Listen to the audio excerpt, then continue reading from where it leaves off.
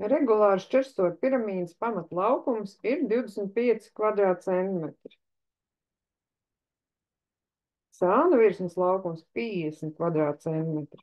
Aprēķina divplakņa kakta leņķi pie pamata lieluma grādos. Pamata ir 25 kvadrātcentimetri. Sānu 50 pierakstam dotos kvadrātcentimetri. Un mums ir prasīts leņķis alfa, jeb divplakņa kakta leņķis, cik viņš ir liels pie pamata.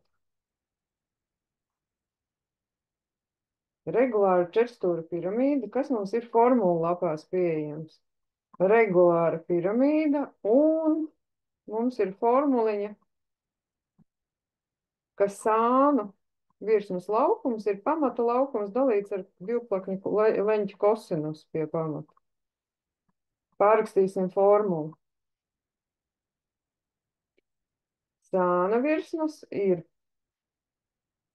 pamata dalīts ar kosinus alfa. Šādu te formuliņu, kur alfa ir divplakņa leņķis pie pamata. Nu, ko tad ievietosim mūsu skaitļus formulā? 50 ir vienāds ar 25 dalīts ar kosinus alfa.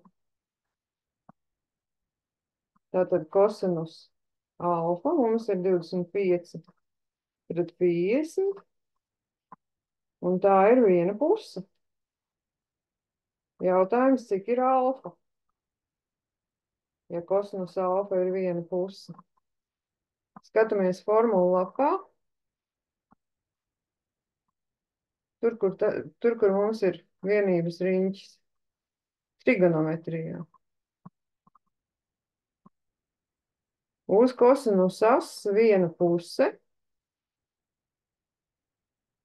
atbilst pi dalīts ar 3 leņķim, un pi dalīts ar 3 mums ir 60 grādi.